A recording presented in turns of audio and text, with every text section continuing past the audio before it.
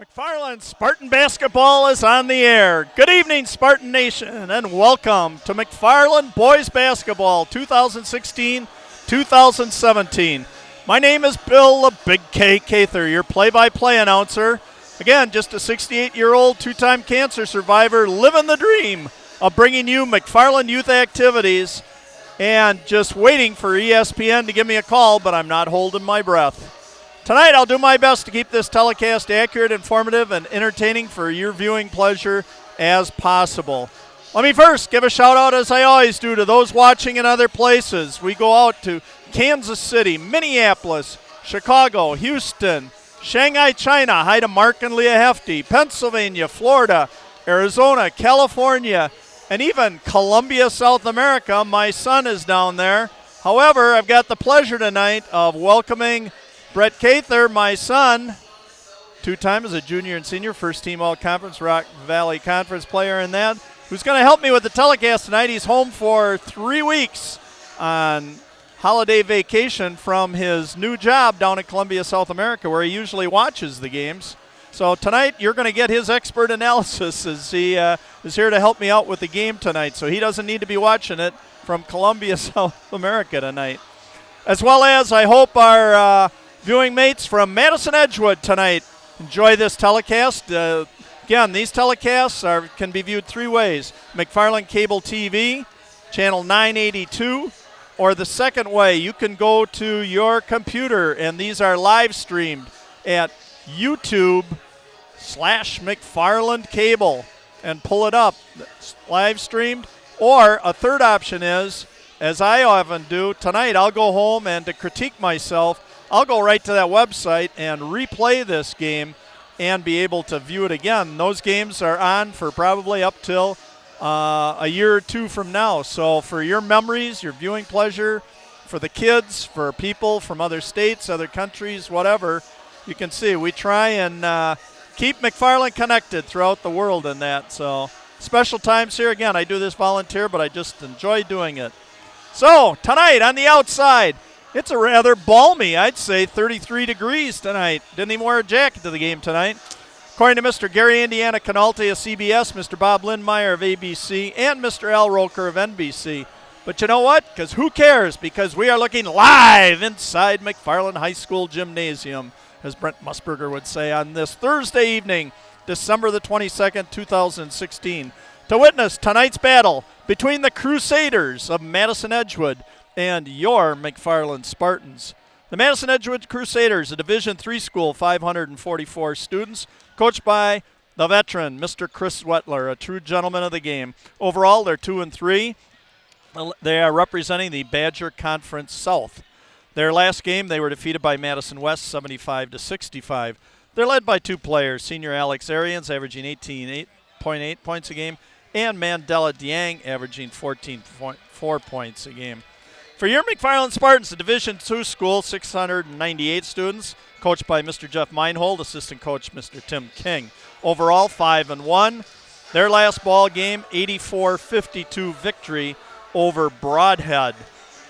Here's the Spartan roster. 6'3" senior Brandon Greenacres-Aker, averaging 12.5 points a game. 6'4" senior Sam Green Eggs and Ham Hansen, our Dr. Seuss player, 17.2 points a game, leading scorer so far. 5'10" senior Seth Swish Howery, 10.7 points a game. 6'3" junior Hunter, Mr. Diligent, always getting the job done, Patchen, 6.3 points a game. 6'3" junior Brady the Blender Butler.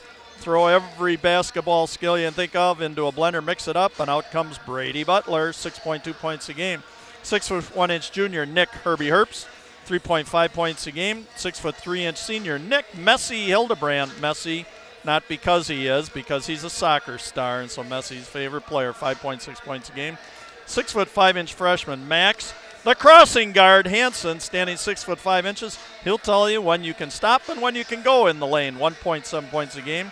6'2" junior Cody Nassau Wanta, 4.3 points a game. Why Nassau? Because he'll launch them from anywhere. And a 6'5" senior Zach Curry Neal, averaging 2 points a game. Curry because he loves to launch the threes even at 6'5". Common opponent for these two teams, They have both played the Stoughton Vikings. Madison Edgewood was defeated 85-60, and your McFarland Spartans were defeated 76-51. So both those games were 25-point losses to the Stoughton Vikings. Now, in the absence tonight of the pep band under the direction of Mr. Joe Arts and Mr. Ben Peterson, and as a tribute always to beloved band teacher, coach, and just all-around great community member and individual in this community, Mr. Badger Bill Garvey, I always sing the school song, so here's Cather Karaoke to kick off the night and the Spartan school song. Fight for our Spartans, valiant fight for our colors, brilliant fight, fight, McFarland high, don't let them buy you, rah, rah, rah, rah. Hail to our Spartans, valiant, hail to our colors, brilliant. Though odds be great or small, we're victors overall. Know you're watching from heaven, Garv. You are gone, but will never be forgotten. It brings a chill to me every time I get to sing that. Tribute to you for all you did for this community and for the kids and everything else. So always a pleasure remembering that special moment for me. All right, Cather's keys to tonight's ball game. For Madison Edgewood, they need to have good shot selection. Make sure you're getting the best shot you can. They need to shoot a better percentage. They need to give McFarland only one shot per possession. So hit the boards, as well as keep their pressure, usually diamond press defense going on in the Spartans. Last game against Stoughton, or one of the 2 games ago, McFarland had 33 turnovers against the Spartan Vikings. So I'm sure Edgewood coach Zwettler is going to come out with that heavy pressure diamond press. For your McFarland Spartans, it'll be important against the diamond press. Then they need to have proper spacing, as well as good passing and less dribbling to break that diamond press. Need to be patient, take good shots when you get them, as well as limit turnovers, obviously with 33 the last ball game, and also improve their free throw percentage. So the question tonight is who's going to get the bragging rights, the Rock Valley North Conference McFarland Spartans or the Crusaders representing the Badger Conference South, as well as this is an important game when it comes to seeding at tournament time when you go in, when you have to compare 2 conferences and 2 records in that. So we'll see who gets the best of this meeting tonight. So as I usually do, I say it's time to sit back, grab your favorite beverages and snacks, get comfy on that sofa in that chair or in that beanbag chair, whatever, on the floor with a pillow, and enjoy. I hope it will be another very entertaining evening of McFarland High School athletics. In a minute, I'll be asking you all to join me in standing, removing your headgear, and paying tribute to the United States of America as they play the national anthem. Nice step aside. But in the meantime, I guess I'll run down my Spartan sponsors here tonight. Again, when you use these places, please share with them how special it is. You appreciate their support of McFarland Athletics. Edward Jones, Joe Muting Agency, Gingerbread House Preschool, Nelson's Bus Service, Medicine Shop, S&G Insurance, Kemper Preferred, Steve Garvel Agency, Century 21, Jeff Schrammel, McFarland State Bank, Baker Tilly, Farmers Insurance, Mike Chandler Agency, Angelo's of McFarland, State Farm Insurance, Jim Hartman Agency, Dan Chin Homes, Sparkle Auto Body, Spurley Farms, Spartan Pizza, Ken's Automotive, Madison Futsal, Maple Tree Restaurant, Huntington Learning Center, Culvers of McFarland, Washa Construction, Credo Product Development, Main Moon, Scott White Chiropractic, 608 Threads, Matt Splinter Memorial Foundation, Spartan Bowl, Wisconsin Betting, Dan Frank, Quick Trip of McFarland, Green Lantern, Monda's Family Hair Care, McFarland True Value, 5100 Restaurant, Shelton Signs, Rural Masonry, and Stark Realty, Jeff Minter.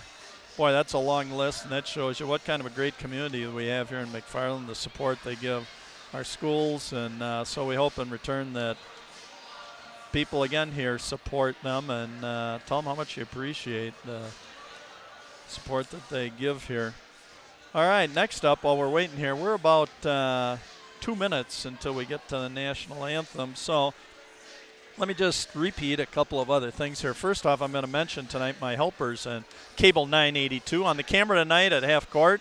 And again, if we can get it up, tonight is Patrick Morn bobblehead night. There he is. You know, it's kind of a shame we got that hat on him tonight. But you can see he comes from Minneapolis, Minnesota, doing a great job here. Patrick Morn bobblehead tonight. Just in time. I don't know if you can still get those ordered in time to be delivered for Christmas, but if you contact the station, you still might be able to get a Patrick Morn bobblehead. Been featuring all our staff members in that, and they've had some special nights. So please, we'll be getting that back up there again. We hope his parents sitting up in Minneapolis will get a kick out of that when they see that December 22nd, 2016 was Patrick Morn bobblehead night here at McFarland High School Gymnasium. And then my second big helper on the board tonight, Mr. Ryan Denzer.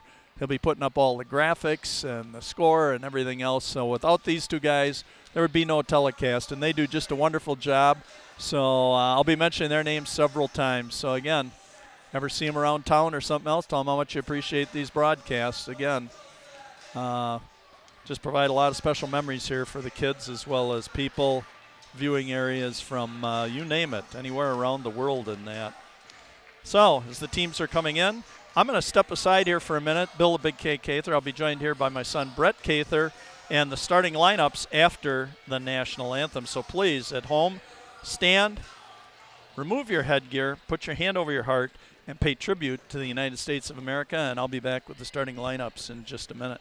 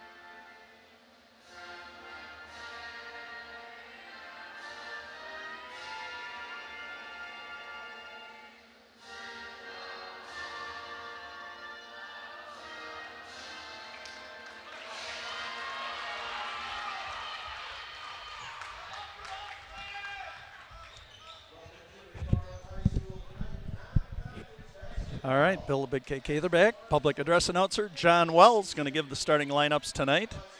First for the Edgewood Crusaders, coached by Mr. Chris Swettler again. Excellent coach, fine gentleman. Number 3, Ricky Leske, a 5'7" senior. Number 12, Michael Margioli, a 6'3" sophomore. Number 14, Mandela Diang, a 6'3" junior. Number 34, Alex Arians, 6'4" senior. And number 42, Zach Wall, a 6'2" senior. Okay, for your McFarland Spartans. Starting lineup. Number 0, Seth Swish Howry, a 5'10" senior. Hit 5 threes a couple games ago. Brady, the Blender Butler, number 2, a 6'3" junior.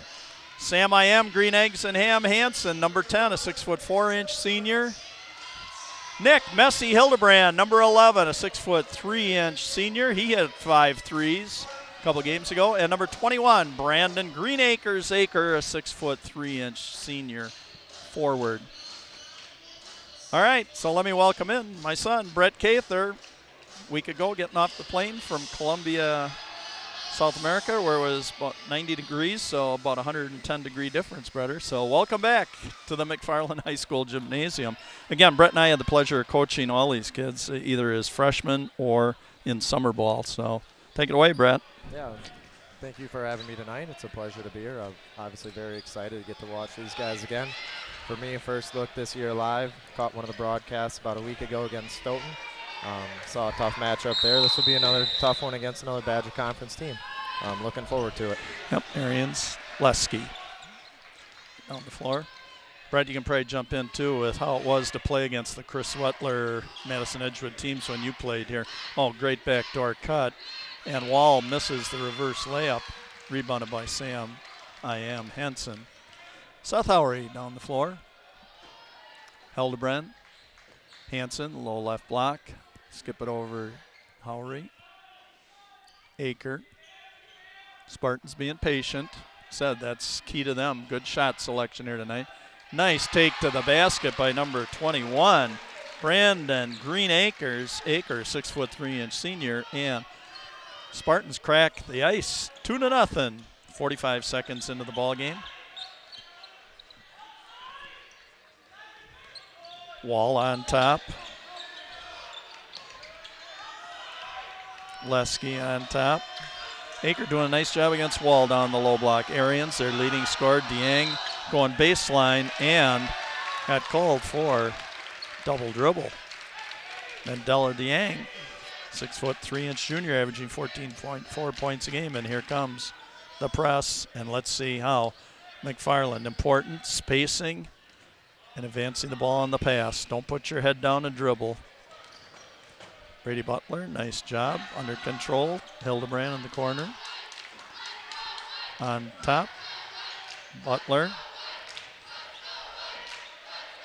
Hildebrand, Hanson. Attacking the basket. Kick it out. Aker going down the left baseline. Oh, and just wild, out of control.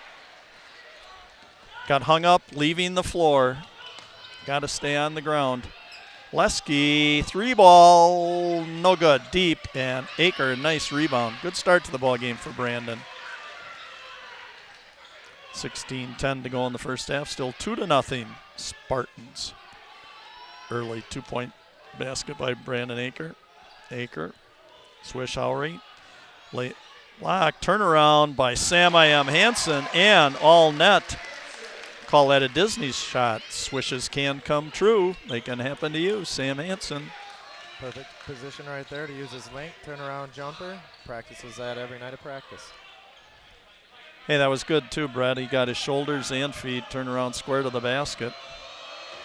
Dieng being bothered by Butler. Nice pressure. Lesky on top. Slow start for the Crusaders here. Wall down deep. Oh, nice position, but again, a little short on the overlay, and Wall going back with the left hand. And that was nice persistence by Zach Wall, 6'2" senior, and Edgewood's cracked the ice at the 15-15 mark. 4-2 Spartans. Nice cut. Howery, tried to go across lane and off the leg of Lesky. So what do you think, Breder, in playing against the Edgewood teams? Typical Zwetler coach Crusader team, aggressive on defense. Same thing we see every year out of Coach Zwetler and Edgewood. Come out normally with a diamond press. Surprised not to see that early tonight. But run the swing on offense, very patient. Use their fundamentals, work it around until they get a good look. So far, though, McFarland's had the energy. Lesky, the strip of Butler. It's the problem with you got to keep your head up and know where the defense is at all times. Lesky over to Dieng, attacking the basket, and a nice little scoop with the left hand. And we're knotted at 4-all at the 14:30 mark of the first half. Butler on Dieng all the way to the basket, but 6'3" junior Mandela Dieng. With the rejection, like I said, he invited Brady Butler into the party, but said there will be no shots allowed here. Hildebrand down to the low block. Butler, swish, Howery, launch it, no good. Wanted to be able to say that might have been my first Skittles 3-ball of the night, and I thought Swish might find the rainbow, but not to happen. Turnaround jumper by number 12.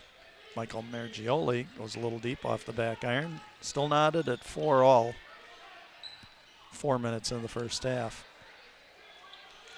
Howry guarded closely by Ricky Leske. Hansen, Hildebrand, Aker, top of the key. Hildebrand. Just be patient, don't rush it. It's that shot selection, very important here. Sam Hansen being guarded by Arians. Well, wanted to give a give and go. Arians leading scorer. This is going to the hole. And the layup.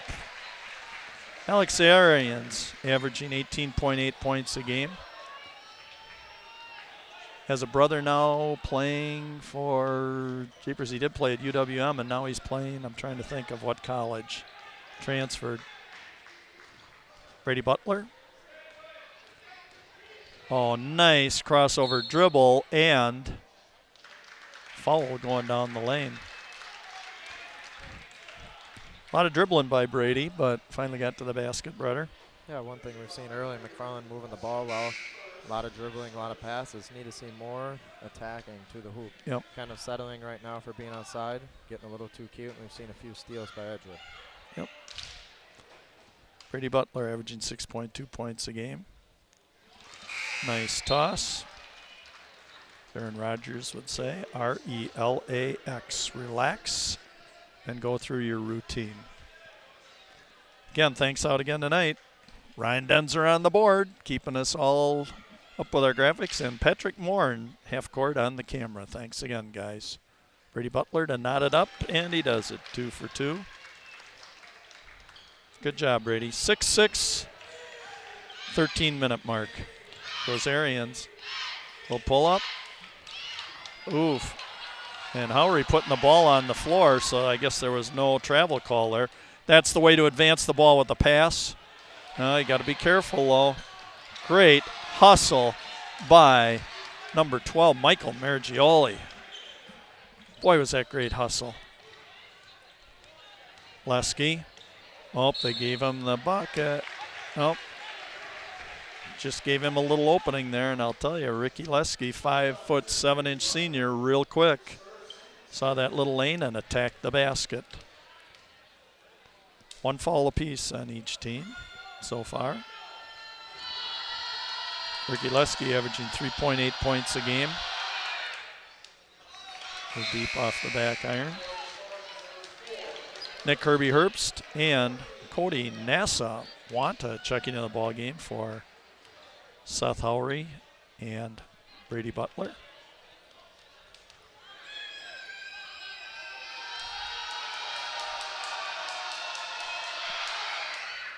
And the second toss is good for Ricky Leske. And the Crusaders with a 1-point advantage. Checking in the ball game, number 22, Peyton Bondock coming in for Ricky Leske.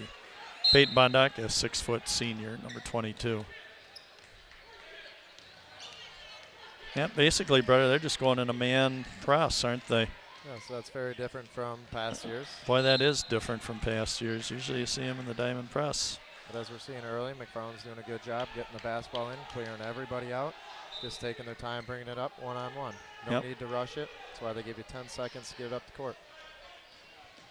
Wanta, Hansen, and there goes Sam to the basket. Big sweeping hook. It was an old school hook. Pants the ball down, back to Mandela. And Mandela Dieng a little bit strung off the hoop.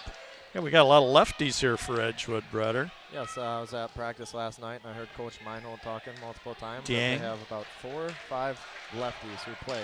Dieng, Leske, Arians.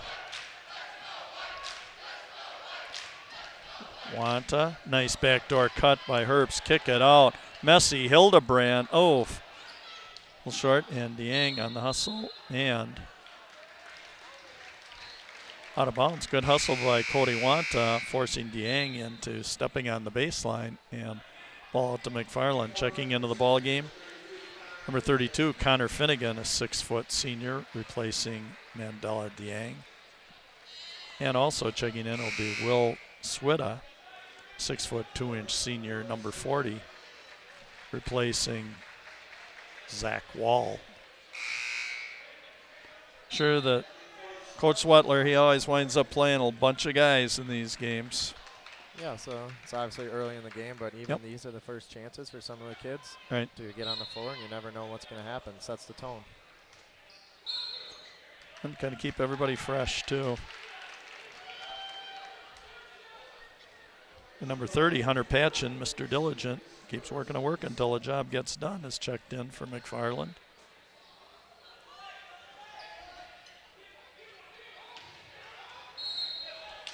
And a McFarland mistake on the inbounds pass. 7-6, Crusaders the lead. 11:36 to go in the first half.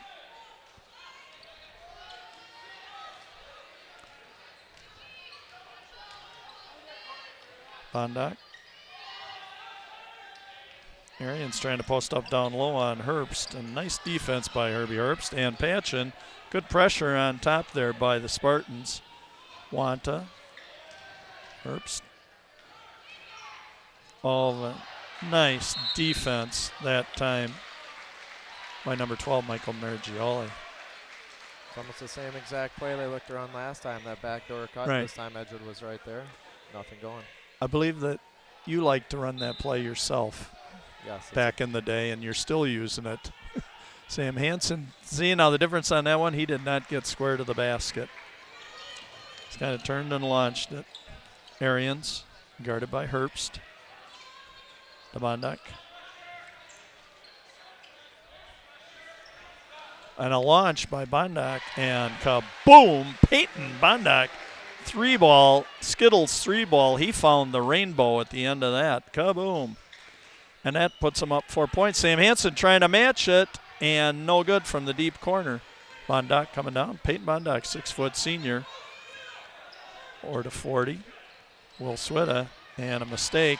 Hansen, get out the Sharman! Oh, the near flush. Not quite.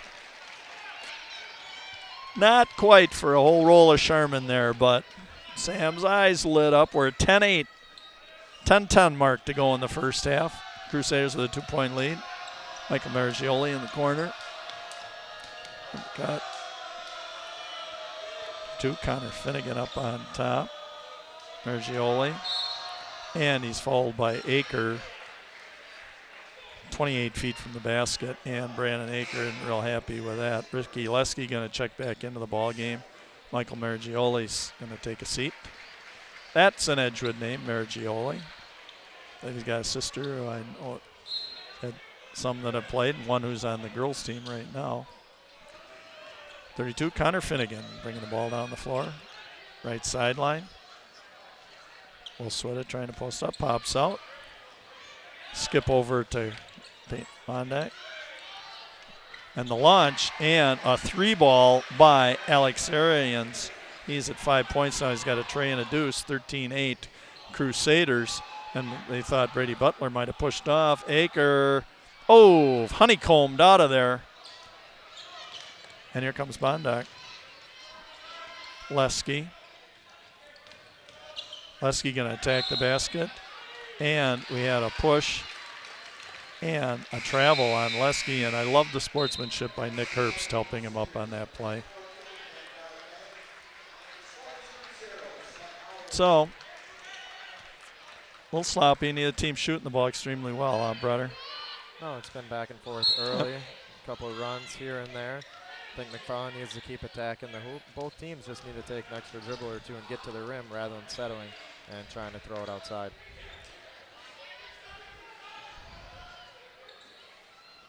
Cody Wanta. Oh, and do I like that on the miss. Stayed with it. Got the rebound back, kick it back out. Nassau. Kaboom! He launched one. Nassau.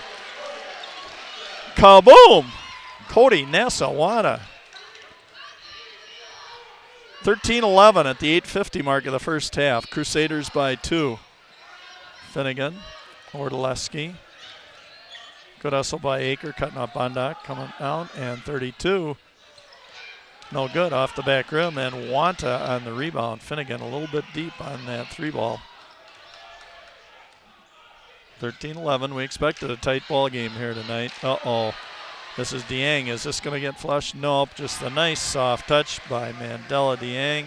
His second deuce of the night at 4 points, averaging 14.4 on the year. 15-11 at the 8:15 mark. Crusaders by 4.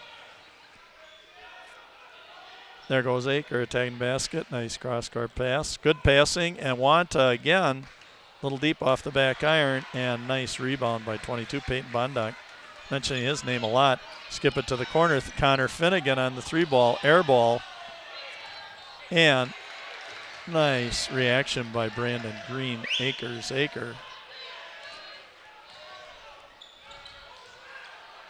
7:45 to go. 15-11 Crusaders. Oof, that was an errant pass. Ricky Lesky coming down. Bondock. Finnegan. Lesky. Gang. Going to attack the basket and somehow slip through and is called for the travel. He's kind of put his head down on that, Breder. I think and lost sight of there was really nowhere to go on that one. Yes, it was a little out of control. Didn't have his feet set before he even started to attack the basket. Yep.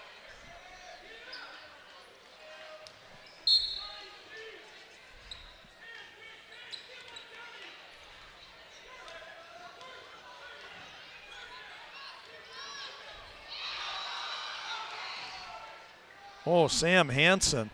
Kaboom. That would have been for the Hervots down in Houston. Boy, and another. They got a double dribble on Lesky under the pressure of the Spartans in the backcourt. Boy, if we're keeping track of turnovers, brother, they're mounting on both sides here, huh? Yes, both teams looking for somebody to be the leader out there, to take control and get them set up in their offense. Yep. A little ragged. Brady Butler, just under the 7-minute mark of the first half. 15-11 Crusaders. Ooh, and almost another swipe. Number 50 in the ballgame, Curtis Sheehan. Sam Hansen attacking the basket, but tipped away by Alex Arians. Dieng ahead to number 12, Michael Merzioli. And boy, I can tell you, the Crusaders, Brett, they all have a great offhand. We've seen a lot of offhand layups come in here, and that's fundamental basketball. Yes, especially when you're on the break. You don't have to worry about going to the other side. You just go Right. in and finish. Rebounded by Alex Arians. Stopped by Aker. Nice bounce pass in deep. And number 50, Curtis Sheehan, got way too deep. Tried to go up from underneath the basket. And a timeout by Coach Meinholt. So we are at the 6:09 mark of the first half, Brett. 17-11. Thoughts so far? I think it's a good timeout by Coach Meinholt. Both teams running a little wild. A lot of out-of-control plays. McFarland hasn't had a bucket in a while. I think it'd be a good idea right here to come out with a set play. I'm not sure if he's in. Would love to see a set play for Seth Howery. We know he can shoot. They need a little excitement here to get the crowd going. Wouldn't be a bad idea to get him a look or somebody out there who can knock one down. Either that or going inside and getting a post touch, trying to get to a line. What would that set play be? What's Well, the one they always used to run? I would love to say it, but I'm not going to say it over this. We all know it. All past players All know know the it. play. And it was one of your favorites. Yes, would love to see that, or would love to see some backdoor cuts, some more. Yep. Edgewood's really pressing up. Backdoor's wide open.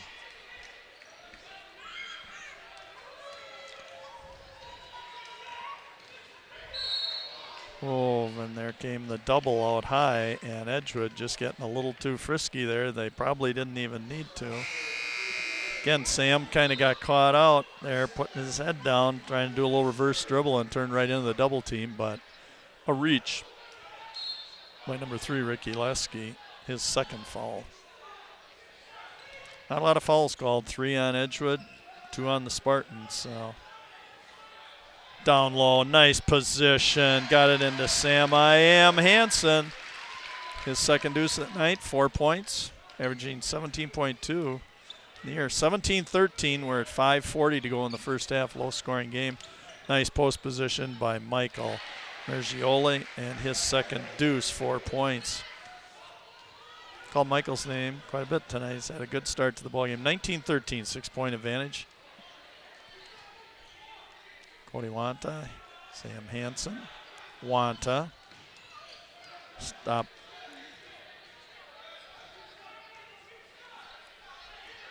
Howry to Hildebrand. Down low, Sam Hansen. Kick it back out to Hildebrand. Howry. Hansen. And again, failed to put the ball down before he took the first step. Boy, I saw a fair amount of those in the Stoughton ball game. It's unfortunate Sam scores the possession before. You'd like to see him just stay down on the block, continue to post. That's where you have that trust that you can kick it out to the guard and he's going to pass it right back. Yep.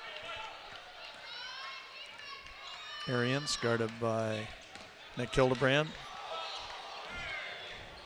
And nice defense by Nick, even though he bit the dust in that. Boy, great footwork on him. That's why he's such a great soccer player, and they use him as the top defender, one of the other team's best player. Swish Howry, little deep, and skying. Alex Arians, boy, he got up high on that. Kick it down. Mergioli, no good, deep. Howry on a nice box out that time, pushing Peyton Bondock out of the way. Howry spin it over to Cody Wanta. Nice spin dribble and the little turnaround, no good. Boy, what I called them in one ball game this year, Brett, snowballs are being thrown up there. Nobody can seem to drop much of anything. Come on, with the weather outside, it's kind of thawing out here. You'd think that somebody kind of heat up here. Mergioli. Bondock, no good. Oh, of an Arians, or no, I'm sorry, number 50, that was Sheehan on the rebound. Oh, and Spartans heading down the floor, and Dieng going to the hoop. His third deuce, followed by Sam Hansen, and this could be the old-fashioned three-point play. Right, Steiny, if you're watching or listening, that was for you, the old-fashioned three-point play. So Crusaders here, boy, what a drought this has kind of been for the Spartans, Breder. Yeah, 21 to 13 here, 3:48 left. This is a critical time in the ball game. Dieng, all net. And we're at 22 to 13, a 9-point advantage at the 3:48 mark of the first half. Yep, Spartans got to find somebody here that can hit a hoop or get to the free throw line. Aker. Butler. Nice backdoor cut by Hildebrand, but number 50, Curtis Sheehan, nice job of seeing that and tipped it off. The cutter, Nick Hildebrand. Peyton Bondock inbounding. Curtis Sheehan bringing the ball up, back to Bondock. Walking it up. Dieng, Arians, Wall, Bondock. Oh, and a reach in on Sam Hansen, and you don't like to see those. That's another one, probably some 20 feet from the basket. Second foul on Sam. It's not a good foul, leading scorer for the Spartans so far this year. It's unfortunate whether he got the ball or the arm. Either way, the refs seem to be making that call, so you got to be careful and adjust to that. Yep, adjust to how the game's being called. Wow, nice hustle that time by Brady Butler. Gotta really like that. Boy, these kids, you know, you gotta understand, for some of these guys who are seniors, Dieng launching it. No good. And over the back that time was number 50, Curtis Sheehan. And Coach Beinold just throwing his arms up going, what's that? I thought Nick Herbst had pretty good inside position, but wasn't strong enough. You have to establish a good base if you're going to box out Aker. You get out Butler attacking the basket, kick it out, Hunter Patchen, and nice three ball. Kaboom! Hunter Patchen. Skittles three ball, he found the rainbow. Dieng gonna attack the basket. On the miss, tip back out, Bondock. Boy, Spartans got to start hitting the boards, Breder. Oh, they get moved around down low. Second chances for Edgewood. Edgewood getting a lot of second chances here. And a nice drive by number 50. Curtis Sheehan getting some good minutes here. Two deuces for him. 26-16 at the 2-minute mark in the first half. 10-point Crusader lead here. When we get to halftime tonight, I hope you'll stay tuned. Usually I've got like trivia and where are they now and some other things. Tonight at halftime, if I get time for that, I will, but I'm going to keep my son, Brett Cather, here on. We're going to have a little interview with Bretter, kind of find out where he's at, what he's doing, some similarities, some differences, some perspectives from Columbia, South America, as seen through the eyes of a former McFarland student and athlete and University of Wisconsin-Madison graduate. So stay tuned for that at halftime. Might find some of his answers very interesting. Seth Lowry. $1:30 to go in the first half. 10-point lead. Oh, beautiful spin dribble by Nick Herbie Herbst and Hunter Patchen. Boy, putting in a nice job on the boards. At least Spartans had somebody go to the hoop that time, as well as hit the boards. 26-18. Nice job by Mr. Diligent, Hunter Patchen. Keep working and working till the job gets done. He's done it on 2 occasions now, a 3 and a 2 ball. Deep 3 ball. Oh my goodness, another deep 3 ball. Curtis Sheehan, and Arians, a nice rebound. And there goes Dieng attacking the basket and a beautiful right hand. I'll tell you, Dieng's got a real strong move to the basket, and he can go up with either hand, Bretter, making it pretty tough to defend. Yep. He's got good size, too, at 6'3". Well, we saw it again, another 2 rebounds and a turnover. Up and Brady Butler bumping Arians, and that will not be an intentional, so no shooting foul or anything else. So with that, 39.4 seconds to go in the first half. 28-18, 10-point Crusader lead. Want in for Butler and the Crusaders, Sheehan and Wall both checking out of the game. Bondak. You know that play, don't you, Bretter? It's one of the most obvious. Yes, it is. You can see it coming, and the thing is, Spartans should understand that, knowing that's one of their favorite set plays, too. You ought to be, as a defender, be able to see that. Nice backdoor cut. Hunter probably should have gone up with that. And a double team on the sideline. Howery in trouble, and they basically wound up with, and they're going to call a jump ball on that. Boy, when you get pinned on the sideline, that's 3 defenders, 2 Crusaders and the sideline. McFarland hopefully going to get another shot at it here. 12 seconds to go, 31-18 in the first half. Crusaders also won the JV game by about 10 points tonight. Nice comeback by your McFarland JV team. Backdoor cut, 7, 6, 5, 4, 3. Herbst. Just off the iron. And the first half ends. So please stay tuned here in a minute. I'll start my interview with Brett Cather, and you might find this very interesting. So at halftime, 31-18, a 13-point lead for the Crusaders. Let me quick run down the scoring for you. Alex Arians, 5 points. Mandela Dieng, 9 points. Payne Bondak, 6 on Bondak on 2 trays. Ricky Lesky, 2 free throws. Michael Margioli, 2 deuces for 4. And Curtis Sheehan, 2 deuces for 4. And Zach Wall, a deuce for 2. 31 points for them. For the Crusaders, for your McFarland Spartans, Sam Hansen, 4 points. Brandon Aker, 2. Brady Butler, 2. Hunter Patchen, 5. And that is your scoring, 18 points. All right, so a little interview here with Brett Cather, my son, who is home for 3 weeks here at Christmas from his job. Why don't you first off, Brett, just share with us. Okay, you were a 2011 graduate of McFarland High School, participated in cross-country, golf, basketball, and that. Just had a lot of fun, did a lot of things, good student in that. Went to UW-Madison. When you got done at Madison, how'd you wind up with a job in Columbia, South America? Well, about halfway through my 5th year at UW, I and a good friend of mine decided to look into teaching abroad. Had no idea where to look, no idea who to talk to. We started reaching out, found out a fair in northern Iowa.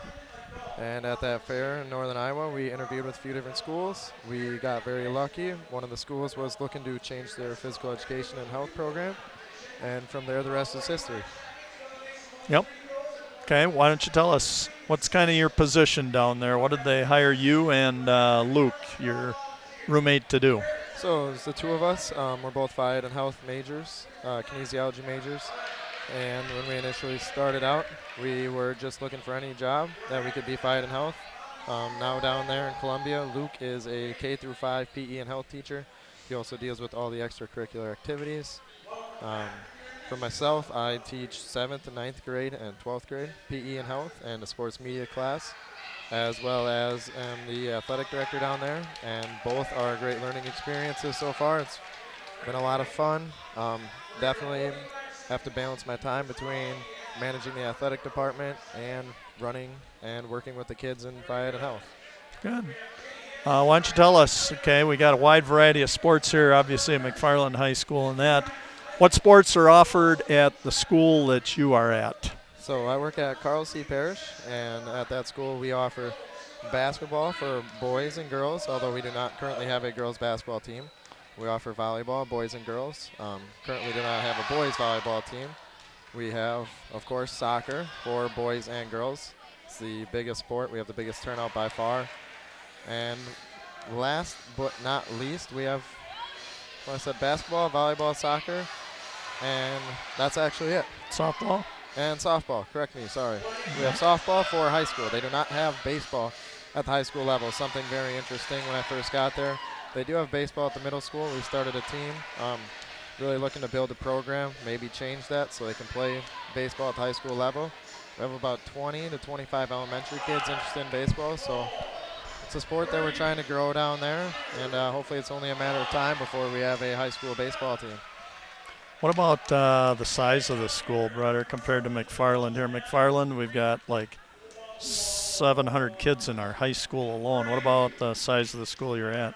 Yeah, so from what I know, we have about 700 to 800 kids here at McFarland High School. K through 12, my school, the community has about the same number. So at the high school level, we only have about 200 to 250. It's a small-knit community, and you see it every day. You see the same kids. They go to school K through 12, so they know each other very well. The families know each other, and it's just very interesting to see the dynamic of how well the kids come together at the end of the day, and they support each other and care for each other. What about the city you're living in, Barranquilla, Columbia? So yeah, Barranquilla, it's a city of 1.5 million people, roughly, and speak Spanish. Only a few people within the whole city speak English. It's a very interesting dynamic. Our school is a English-speaking school, so the kids are all bilingual there, and that is very difficult at first as a teacher because you come into a new place, new country, and here are kids in your classroom speaking English, talking to you, and then the next minute they're talking in Spanish, and you have no idea what they're saying. Why don't you tell them how you felt when you first got there and how you were viewed as a so-called gringo? So gringo is a general term for foreigners, and yeah, so most people call me gringo. You get used to it. It's not a bad saying from what I know, but just getting used to the culture and the lifestyle is very different. Away from home for the first time for me, away from family, away from friends, had to adapt, but becoming and really starting to enjoy it. Okay, what about how are their events different than the high school events that are here? So just recently last year, the old athletic director at the school had started a conference with 7 other schools in Barranquilla, and how it works is each school hosts a high school, middle school, and elementary tournament throughout the year. So in the 9 months of the school year, 10 months, you host one at each level. So this year so far, we've hosted a high school tournament. We have a middle school still to come, and we also hosted our elementary already. So a typical week-long tournament.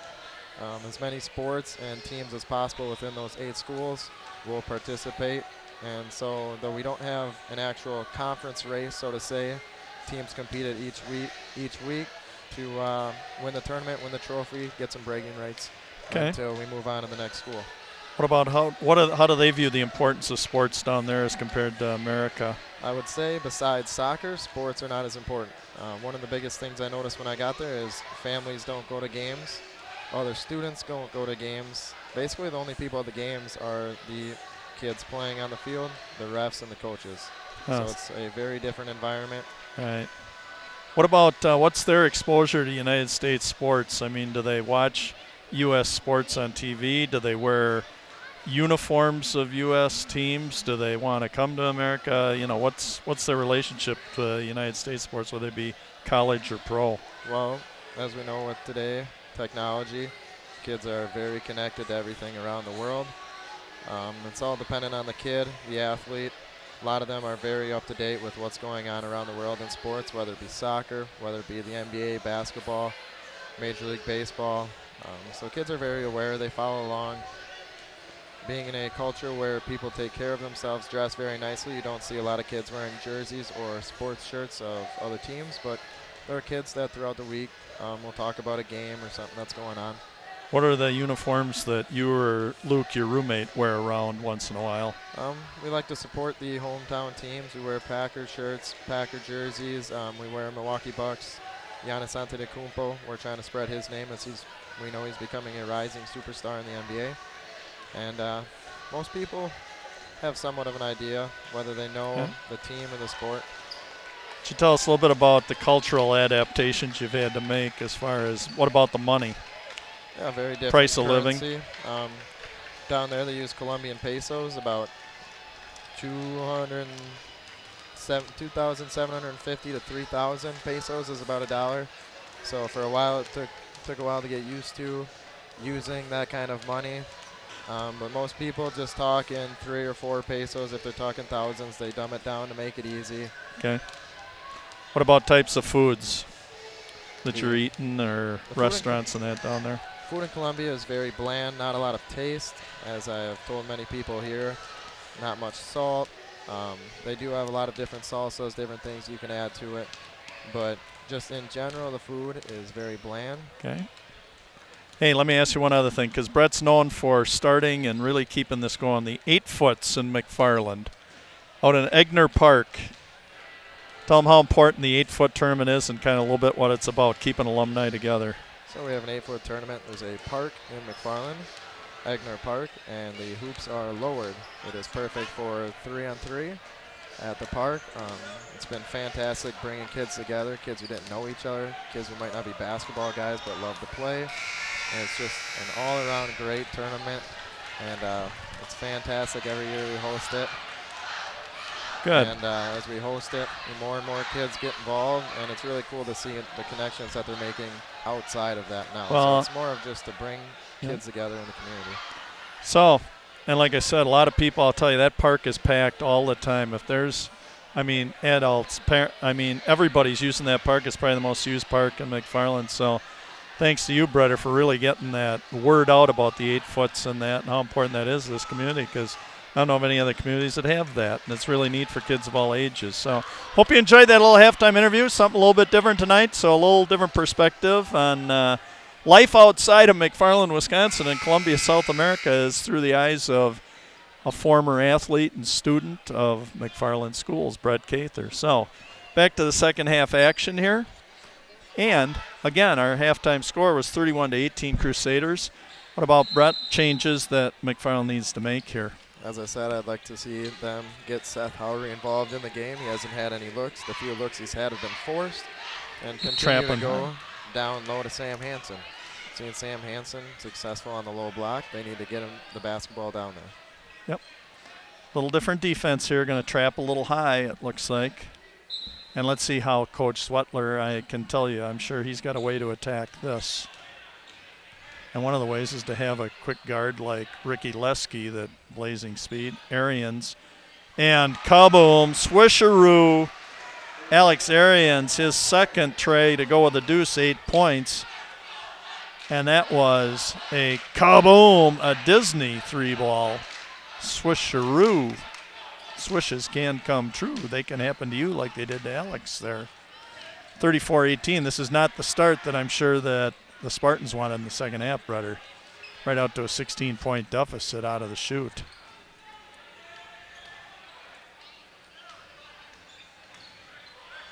Swish, Howry, come on, baby. Nope, a little deep. Lesky on the rebound. Arians kick at the corner. Dieng, deep ball. Oof.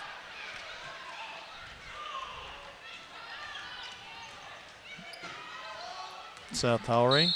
Nice spin move, but they're going to get Lesky with the hands on Howry. You know what I like to see about Seth there, too, is not just sitting outside there, but he needs to make that even more a part of his game. Say with attacking the basket. Yep, we all know once you knock a shot or two down, yep, whether it's in this game or games in the past, teams know that you're a shooter. You got to be able to give them a shot fake and go to the hoop. Absolutely. Sam Hansen trying to post down low. Needs to work a little harder here against Arians. Got to be active. Can't just lean on that. Aker. Oh, nice backdoor cut, but Dieng with those long arms. Kick it off and attack in the basket, and a strong kiss off the glass by Michael Marigioli. His third deuce of the night. Coming in averaging 3.8 and 3 deuces, 6 points. Nick Hildebrand, danger time here for the Spartans, brother. Can't let the Crusaders, and there was just a lazy pass and a beautiful kick out, and the kick back to Michael Marigioli, and the Crusaders have, within the first minute and 51 seconds here, brother, extended this lead to 20 points. McFarland looks tired coming out here. Start of the second half, McFarland looks tired. Yeah. Can see the body language dragging just slightly. There's not a lot of energy in the gym. The crowd, students, quiet. And that's exactly what Edgewood wants. You know, McFarland's looking for some sort of spark. Still 16 minutes here, a lot of time left.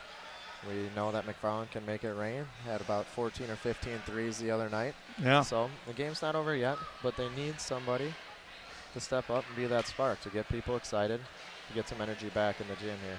Right.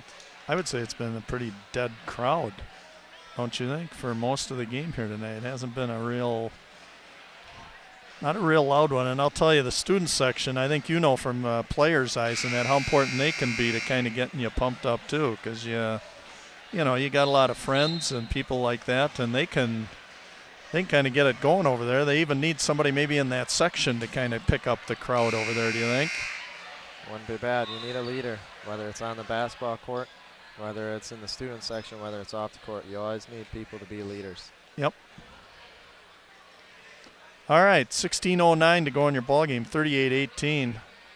And again, boy, the Spartans just have not. Since the score was 13-11, that's 25-5. Edgewood has outscored the Spartans. Brady Butler, the blender. Howry, Hansen. Now he's starting to work a little bit harder on the inside. Good, Sam.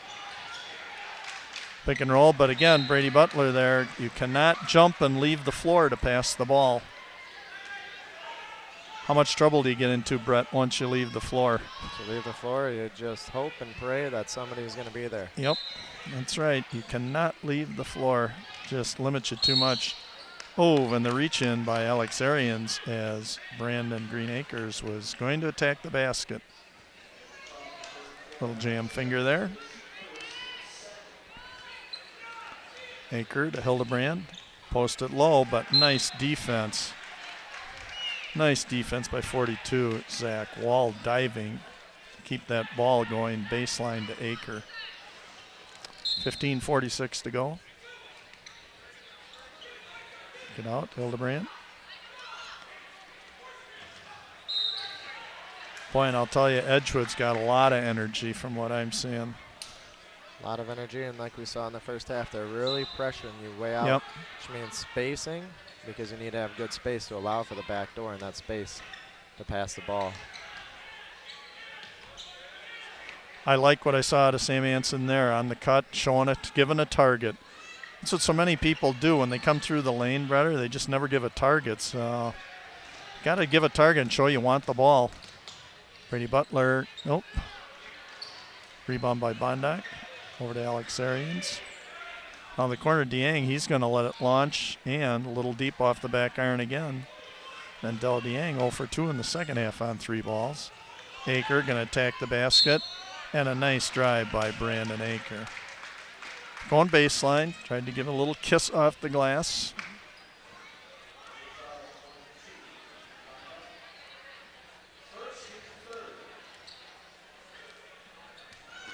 Two throws for Brandon Aker. He's only had a deuce tonight. A free throw. Averaging 12.5 points a game. He's the second leading scorer for the Spartans coming in.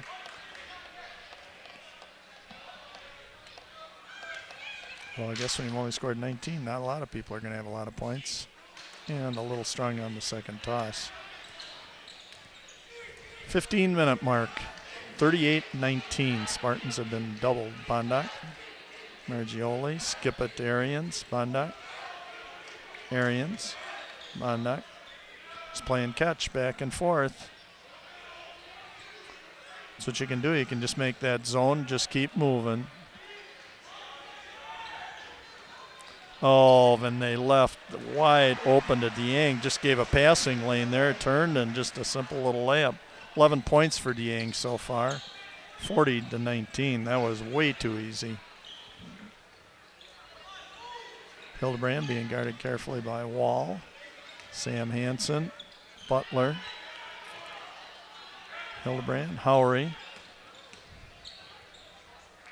Sam Hansen, Cobham, swisheroo. Skittles, 3 ball. Sam Hansen finding the end of the rainbow. 40-22 at the 14-minute mark. Much better. One of the first shots we've seen where somebody's got their feet set, square, under control. Yep. And they were a little more patient that time, too. Passing the ball for the good. Oh, my goodness. That is wide open right there. They're just giving the pass to the left block.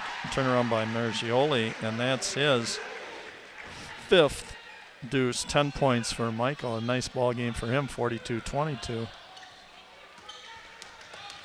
Hildebrand, oh, beautiful, and Aker on the lean-in. Nice use of his body.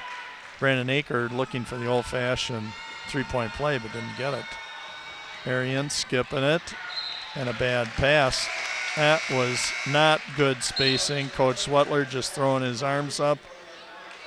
Looking at Alex Arians going, what was that?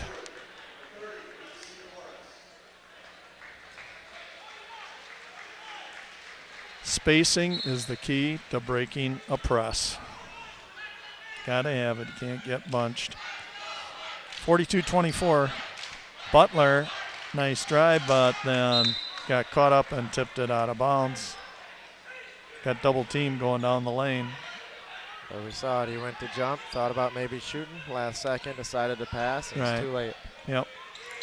And again, was up in the air. Oh, and a nice steal, and that's what you really like. I've always said, you make a mistake or things don't go right, you come back and play twice as hard on the defensive end. Spartans starting to trap the inbounds. Watch out for this. Skip it over to Arians, launching a 3-ball. Just sat and watched it. Nice rebound. Maybe the Spartans can get a little energy here going.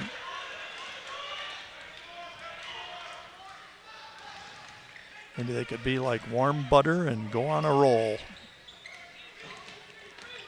Cody Wanta had a nice minutes in the first half. Patchen, Sam Hansen. No, a little short. Beautiful rebound for Patchen, no good. And on the rebound, Bondoc.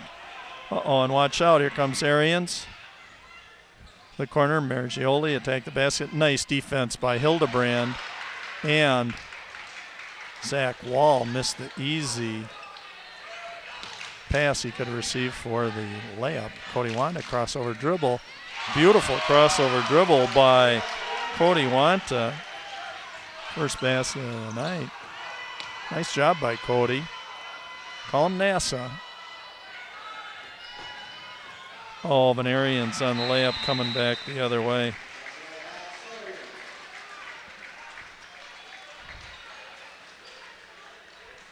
Well, that last possession there hurt. Starting to make a little run, get some energy going in the gym. Then just a little breakdown leaves one of Edgewood's best players wide open for a layup. Yeah, you got to, boy, and this is what's so difficult, Brett, when you get down 18, 20 points in that, because you fight so hard that even if you get it back to you know, once you start to get it back to single digits, you use so much energy just trying to get it back that, boy, sometimes you just get there and all of a sudden, boom. This is where depth of your roster becomes a very important part. Yeah, very you can important. throw in some bodies, take some chances. We're seeing McFarland exert a lot of energy, the full court press. You know, a timeout like this obviously helps them, but this is where if you can throw in an extra guy or two to play that 2 or 3 minutes to try and get it to single digits, you have your starters or somebody else that can fill in down the stretch. Going to give a little shout out tonight too to Brad Minter, I'm sure watching at home, McFarland legend, our latest Wisconsin Basketball Coaches Association Hall of Fame inductee this last September. So again, congratulate Brad when you see him. Put in so many good years for this community, helping community and kids in the high school and that. So hope you're enjoying the game tonight, Brad. Hope you're enjoying Breder back here, the little halftime interview, as well as the rest of you in that. Well, shout out to Pam Sam also. Soaring High Photography. If you like photos of any games or any other events here in town, Pam Sam, go to the website, Soaring High Photography, and you can order photos from her. She does a great job. Brandon Green Acres, pop it up a little on the short side. And there's Nassau again. Wanda, he's going to pop it. Oh! And Cody, his second tray of the night. Nassau, you never know. He'll launch him from anywhere. Boy, he's put in some good minutes tonight here, Breder. Oh, and a nice drive by D.C. Morris, his first hoop of the night. And again, just get a little momentum here, and Edgewood comes right back and dumps one in, Breder, to push it back up to 15 points. Wanta again. Nope. And I think we're going to have a push on Peyton Bondock. Nice job by Swish Howry to get in position there and rebound that ball. But again, we get it, 13 points or something, 14, and boom, we come back and we let them dump in an easy little ones. Just stay tough on both ends. Inbound to Aker. Patchen trying to reseal, not getting it. Oh, and an errant pass. Bondock. Kick it off. Mergioli, nice spin move. Oh, a little strong off the glass. Footwork, he just did not get a good foundation there. The little kiss off the glass, a little strong. Herbst, Wanta, Aker. Bunch, gonna space it out, keep moving. Howry. Patchen and Connor Finnegan having a nice battle on the inside. Nick Herbst kick it out. Swish Howry. Oh, boy, tough night shooting again. Herbst, no good on the rebound, and it's going to be Edgewood ball. 2 good looks at it that time, but couldn't knock him down. Seth Howry, tough shooting night tonight. Rather still empty on the scoreboard. Oh, and deep pass down to Connor Finnegan. Attack the basket. Double.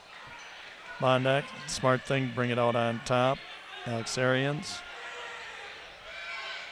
Slow things down. That's what you need, is somebody to slow it down, get in control. Dieng. Arians. Dieng. Let's see if Coach Swettler might just bring the Spartans back out a little bit of this zone, force them to come out even further.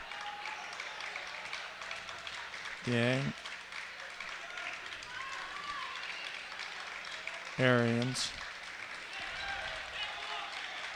Playing catch with the ball about some 30 feet away from the basket. Bondock letting time run off the clock. They get a 15-point advantage here. We're at the 9:15 mark in the ball game.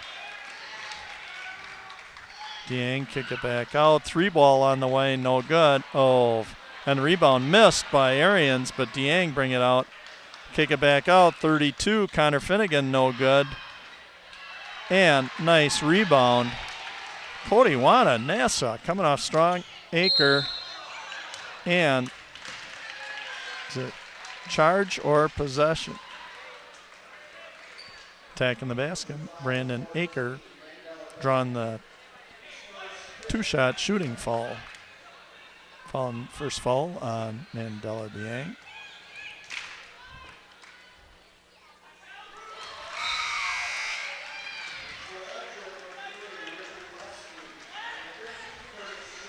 2 hoops and 2 free throws for Brandon Akers, 6 points, averaging 12.5. As we've said time and time again, got to get Aker and Hans and the basketball down low. That's where they're at their best. Yep.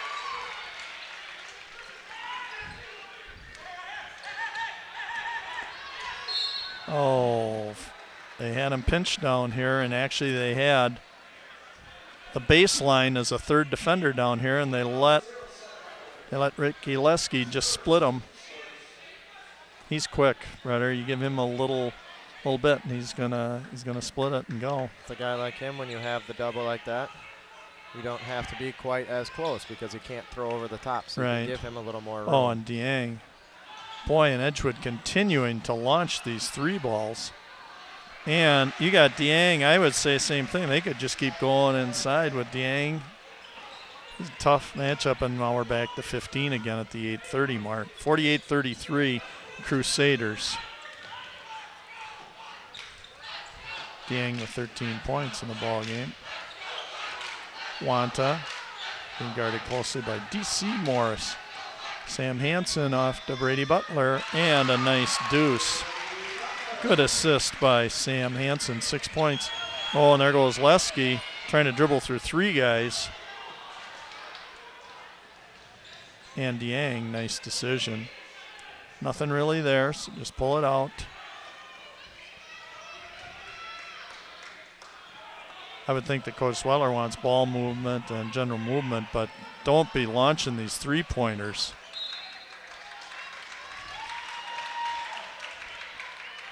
No, and we see Edgewood with a 13-point lead, still 7:46. This is a tough time for them. They want to be patient, but if you get too patient, too lackadaisical, anything can happen. Before you know it, could be single digits. Right. Boy, as I look around, brother, this really has gotten to be a nice crowd here tonight. Nice crowd, this but ball like game. you said, it's been pretty quiet. Pretty quiet, yep. A lot of alumni here tonight. Oh, and a nice split by Brady, and he drew the foul on number 50, Curtis Sheehan.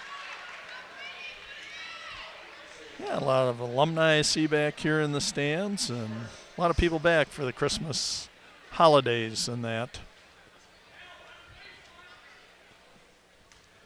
Brady Butler, 2 free throws and 2 deuces on the night. He's at his average, 6 points a game.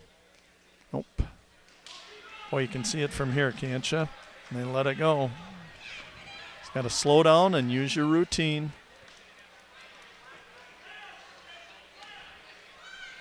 Just take your time. Much better. All net. Disney balls. Wishes can come true. Arians up the floor. Boy, I'm really surprised Edgewood isn't handling this. Oh, Dieng. Edgewood's struggling a little bit with this McFarland pressure, a little bit, aren't they? A little out of control. A couple passes here or there, and Edgewood would be making layups. But right. for some reason, they're panicking, not taking their time, and just throwing it around. Yep. Exactly what the Spartans want. Quick shots and turnovers. Yep. Dieng with 13 points so far. Shooting 2. 14 points. It's on his average.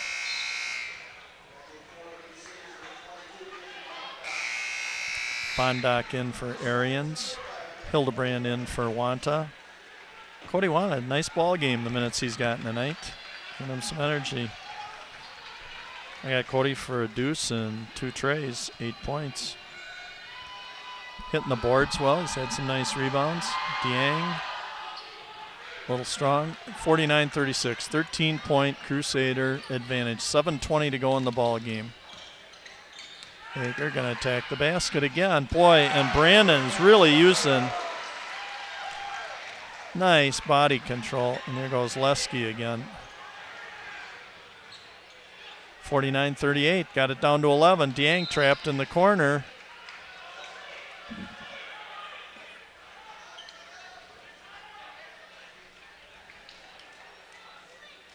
Curtis Sheehan to inbound the ball.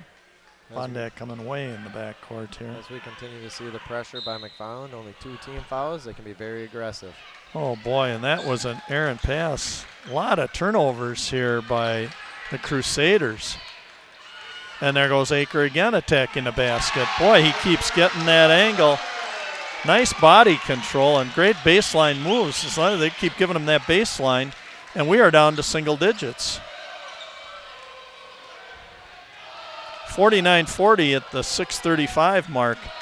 Fans starting to get a little louder over here, and there goes Dieng to the basket.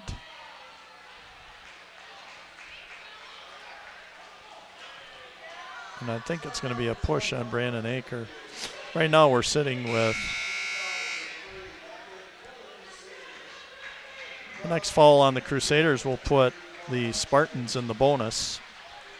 And only 3 fouls on McFarland, so he's inbounding the ball for a while unless it's a shooting foul. 6:30 to go in the ballgame. There goes Dieng strong to the basket. Boy, he's tough. Got caught, 16 points. Got caught sleeping and let Dieng go right Yep. to his strong side with nobody there. Right. Back up to a double-digit lead. Hildebrand kick it over. Brady Butler. Boy, and that's great team basketball right there. Nice dish that time. That was a great dish that time. Aker's got to be thanking somebody for that one. 51-42. Just under the 6-minute mark left in the ball game. Bonduck. Leslie. Ricky Lusky in the corner. Okay, over to Dieng. It's kind of changed a little bit when Edgewood kind of just played a little pitch and catch out on top. Oh, Arians kick it over to Dieng. Lesky, Dieng. 5:30 to go. Oh, and I think the Spartans just hoping that Edgewood would launch another errant 3-ball here. Mergioli. And nice ball game tonight. Guarded closely by Sam I.M. Hansen. There goes Dieng. Nope.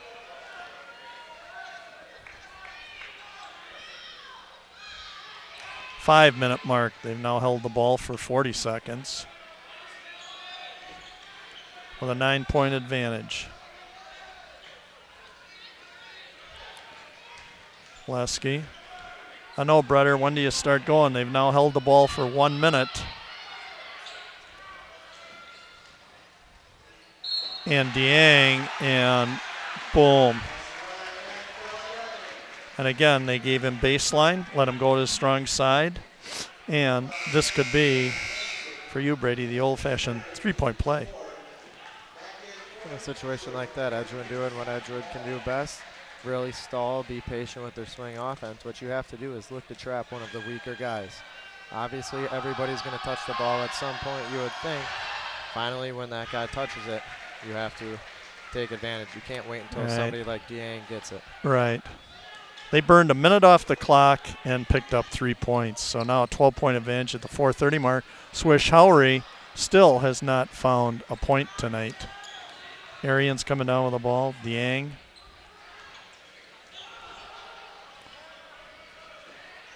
Lesky. Boy, you want to try and get that ball in the corner and then trap it if you can. 4 hot spots, huh, brother?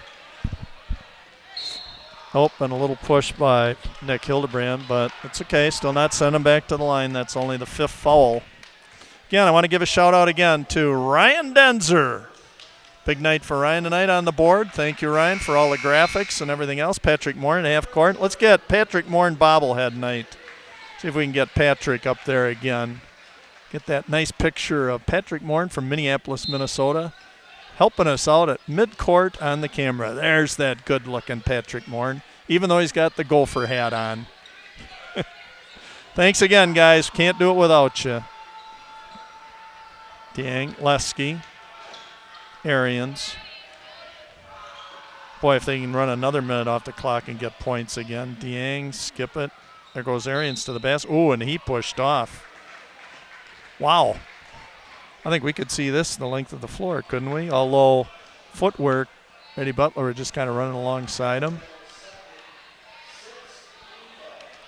Into the block before he pushed off. All right, both teams will be going into the bonus on the next free throw. We're at 3:45 to go. That's almost 2 minutes off the clock, and they have put 3 more points on the board. A lot of valuable time going off the clock here. Lesky. And again, just important here to just space it out.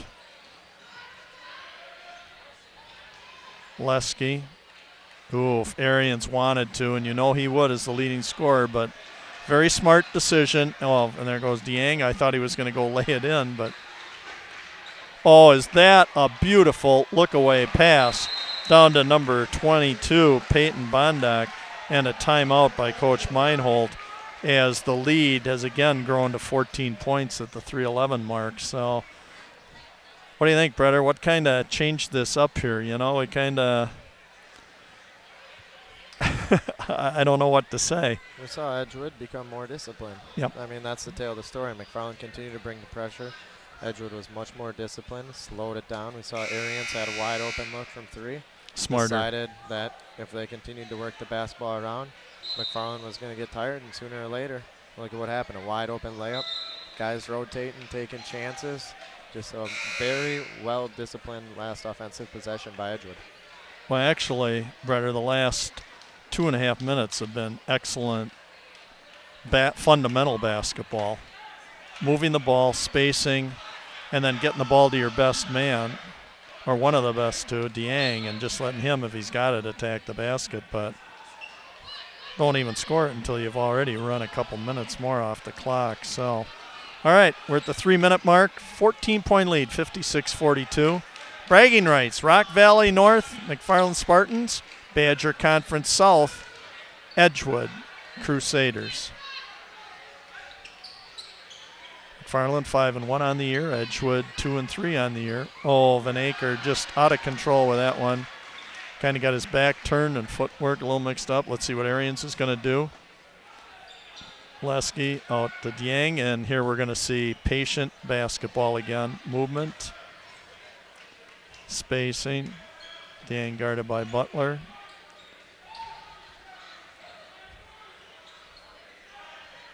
Thing is, Edgewood's got kids that can all handle the ball too, Breder. Yep, in a situation like this, what you have to do is have them put the basketball on the ground before you send the double. Right. If you don't wait, and you just go after and try to double, they're just going to toss it, and you're going to find yourself running back and forth, which is what McFarland's seeing here. Right. Because that's kind of what we've been seeing. They hold the ball and wait, and they see the double, then the double comes to them, and they get rid of it. You're right. Because most of the time, if guys put the ball on the floor, their head will go down too, and if you can get quick and get to it.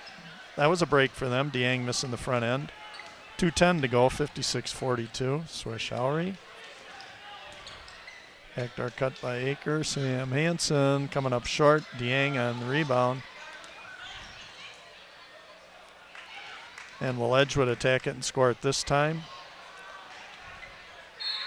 Nope.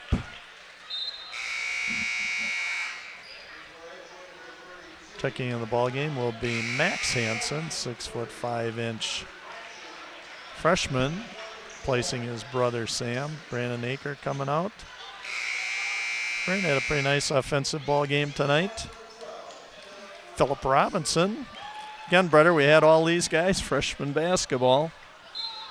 You can see Philip get in here, at least get a couple minutes of playing time. Philip got I believe it was a football injury, so his time's been pretty limited here, just getting back to being healthy. Nick Kirby Herbst on the steal and the deuce. 56-44. $1:30 to go.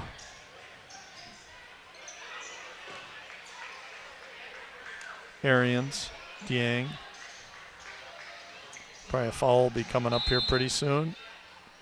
And a timeout by Coach Swettler as he saw the ball go dead to the corner where you have 4 defenders. And the 4 defenders being 2 two McFarland players plus the baseline plus the sideline. You can't. That's a great place if you can force the ball to go in there, huh? Yeah, in a situation like this, time running down, those are where you want to bait them into throwing passes to the corner, to dribbling. That's where you look to double rather than way out up top, away from any of the sidelines, back court. I'll tell you, brother, I hope you've enjoyed this. This is going to be kind of fun rather than for all the years you spent playing here, coaching here, coming back to view, and now watching the games from your place in Columbia, South America, to now be back here helping me broadcast this. I hope you've enjoyed this as much as I have. Yeah, it's a treat, obviously, to be back home, to be able to do this with you, to be able to watch the guys that we worked with. This is the junior and senior class, the 2 grades I had the opportunity to coach as freshmen. It's fun to not only see them growing on the court, but off the court as well. Right. So, again, just been a lot of fun. And, again, as I look up in the bleachers at the end of this ball game tonight, got some other alumni and people from your class and other people. I'm looking forward to seeing back. It's always kind of a fun time at Christmas time. I know the alumni tournament they usually have got called off this year. Weather kind of ruined that, but Bondock from the free throw line, all net, which was kind of unfortunate. Kind of a fun time for you guys to all get together, but can't control nature. Bondock, 2 for 2. Had a nice ball game. 2 free throws, 2 trays, and a deuce. 10 points for Peyton Bondock, averaging 6.8 points a game. Cody Wanta, good box out that time by Connor Finnegan. And, boy, Coach Swettler again with another timeout as McFarland kids still aren't quitting, Brett. I know it's a 14-point ball game with $1:04 to go, but got to keep playing basketball, huh? Yeah, we've seen it throughout the night tonight. McFarland played hard. No matter what the score was, they fell behind around halftime. They kept playing hard. They kept battling, gave it their full effort, and at the end of the day, that's all you can ask for from a coach. Yep. Boy, did they hit a drought. They hit 11 points and just stayed on 11. I didn't keep track of the time on the clock, but I'll bet they stayed on 11 for, 9-10 minutes? Would you guess? That first half, like I said, at the last part of the first half, they were outscored, and into the second half, 25-5 by Edgewood. So 20-point differential there, which that was the killer. In a situation like that, that's where you have to have a set play of some sort that you could count on to either get to the free throw line or get a bucket. Yep. Something to spark it and get things going again. Lasky doubled. Wanta, just look at that effort. That's great. Bondock. Finnegan. Bondock. Under the minute mark. Bondock. Arians. And probably Coach Swettler, despite a lot of turnovers and stuff like that, still it's another victory. And again, when you go to seeding meetings and they start comparing conferences and teams and that are going to be, in the same draw and stuff like that, these are important games, especially when you're playing against different conferences, brother. So, and again, with McFarland's probably going to finish pretty doggone high up in the Rock Valley North. Good victory for Edgewood to come away with this. And then McFarland will obviously be rooting for Edgewood to finish as high as they can in the Badger Conference South to add to their resume of comparative scores. Arians, his first free throw. Came in averaging 18.8 points a game. He had 2 deuces, 2 trays, and a free throw there for 11 points, so below his average. And 12 points. Played some smart basketball coming down the stretch, as we saw in that perfect example of where he could have launched the 3 ball, and I'm sure he would have passed, but understanding the game situation, and that said no. 61-44, 40 seconds to go. Robinson to Patchen, and a blocking foul on number 30, D.C. Morris. We really don't need the clock stopped right now. Hunter Patchen, Mr. Diligent. Keep working till the job gets done. Nice free throw, all net. Nice job, Hunter. A deuce, a tray, and a free throw, one of each. 6 points. He's at his average. And 7.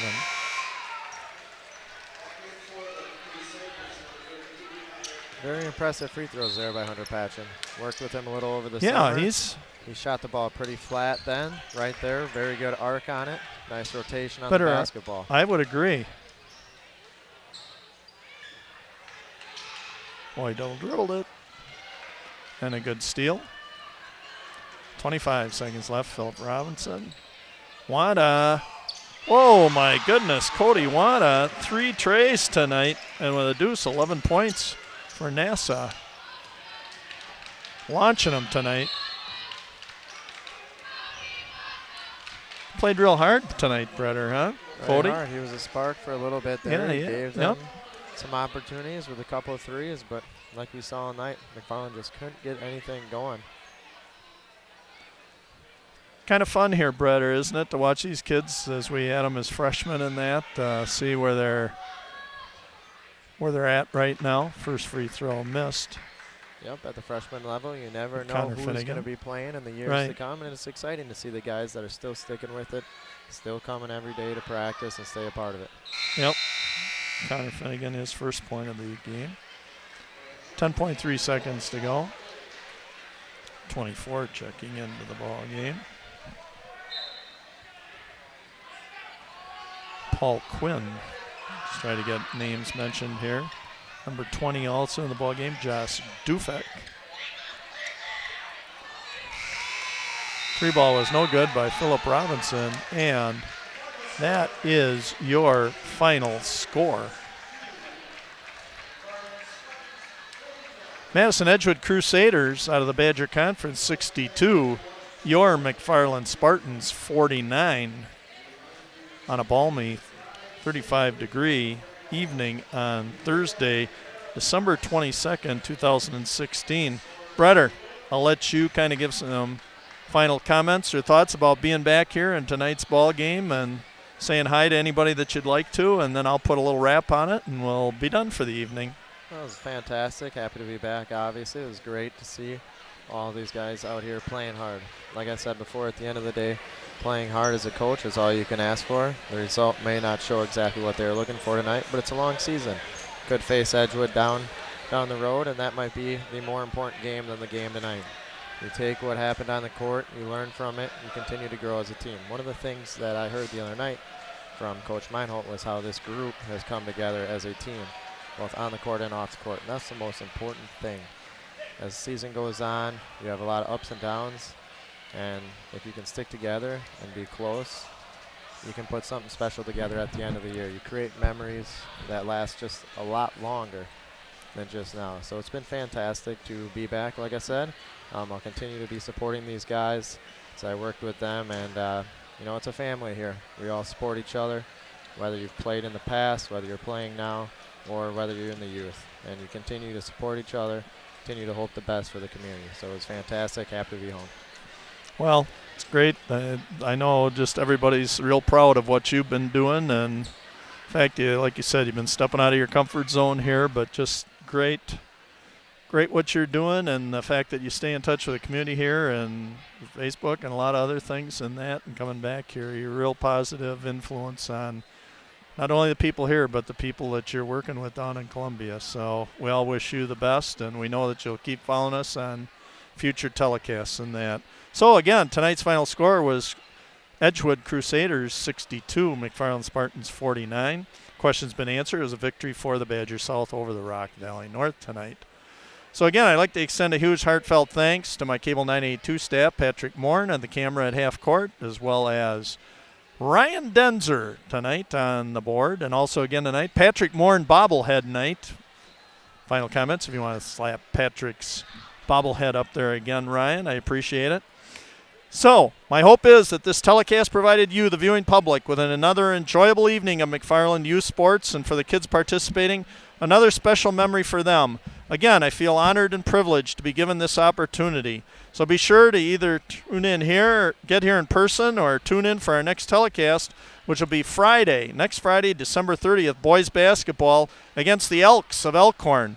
So this is Bill, the Big K Cather, along with my son, Brett Cather, just living the dream, signing off and reminding you all, stay healthy, stay positive, live each day to its fullest, and God bless you, and so long from McFarland, USA.